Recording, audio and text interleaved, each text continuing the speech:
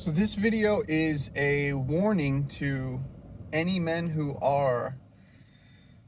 might have a daughter with what they suspect could be a 304. I have a daughter with a woman who I consider would be a 304. The reason that I would consider that is because let's go kind of back to the beginning. The first time we ever had sexual encounters together, she was doing like a Bowen massage type of thing, right? So it already seemed a little bit like a setup she had used with previous men. We'll put it that way. And I kind of thought something going into it, but I'm into like fitness and health and stuff like that. So it sounded good, right? And so that's kind of how she hooked me and got me, right? And the first night we did it. It's in her parents' guest house cabin thing that's like kind of adjacent from the main house, and we ended up going over to one of the bedrooms after the massage, and that's kind of where we cuddled up, so to speak. And unfortunately or fortunately, it's really easy for me to make a girl orgasm.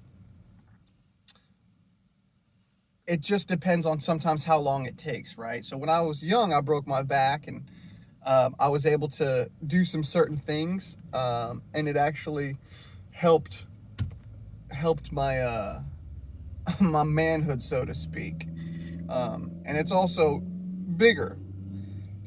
So anyways, after sleeping together, I could tell after have to put in more pumps, more reps, that she was a little bit harder to make orgasm, which I kind of thought was suspicious, because when I put it in, it really filled her out. I was really stuffing it in. So she still also, it took more effort. So I was kind of shocked to see that, clearly she had been with some big endowed men as well already. Like, I wasn't her first well-endowed male.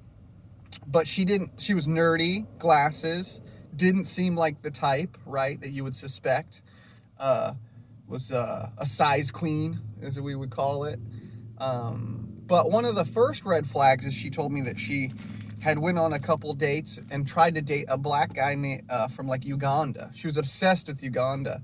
And I knew it happened after she had sex with him and was like stuff like that, but he brought her back to his mother, and his mother was like, "No way, boy, you're not dating this like little white girl, curly hair, stuff like that." And so she unfortunately couldn't pass the mom check for his mom, but it definitely left imprints on her, because she always was like, wants to go to Uganda, right? And so that was another red flag that in retrospect I had saw but then chose to avoid.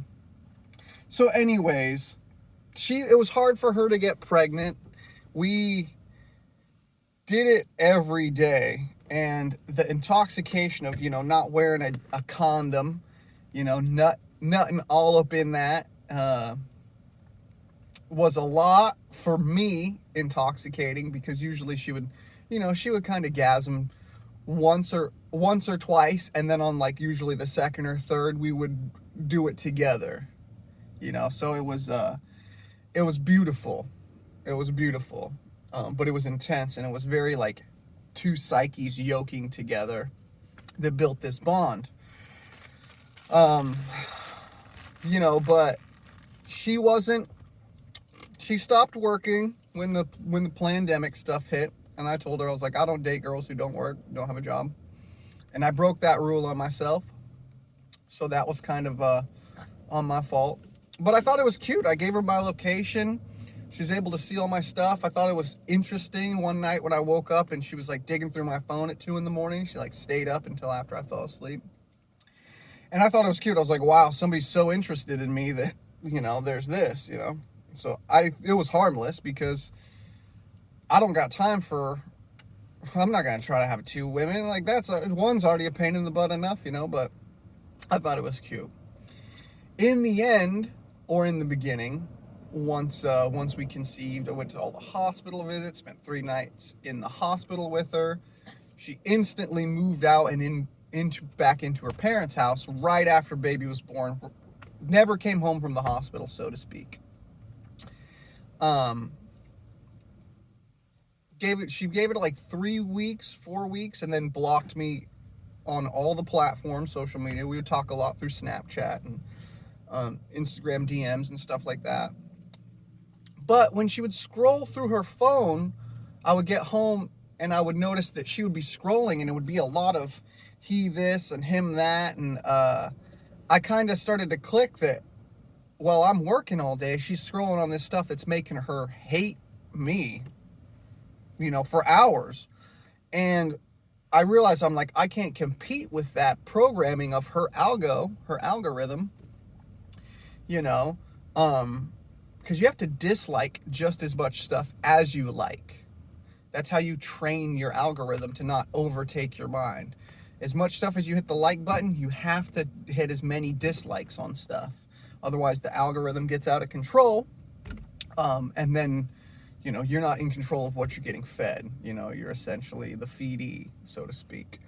So there was some of those flags, but I haven't seen my daughter since the hospital. And she'll be 4 in like 2 months, about a month really. I took my daughter's mom to court. I filed court paperwork. I initiated as the petitioner. When my daughter Kaya, she was about 9 months, I realized, I'm like, this girl is completely ghosting me, not talking to me. The cops are showing up trying to serve her paperwork, and her and her parents are locking the gate, standing on the porch, just staring at the cops, sheriffs. They're not interested in anything like that. There was an incident where I called the cops on my daughter's mom when we lived together because she was so confrontational. I picked my son up from school after working like a 12-hour day, drove around trying to de-escalate all these phone calls that we were having. And when I couldn't de-escalate it at like 10 o'clock, I was exhausted, 10 at night, and I have to go home.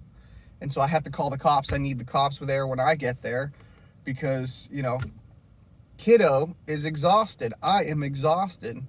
And, we're not about to go down this. I had a previous girl, my son's mom, punch me in the face. Square up, punch me in the face, knock me over.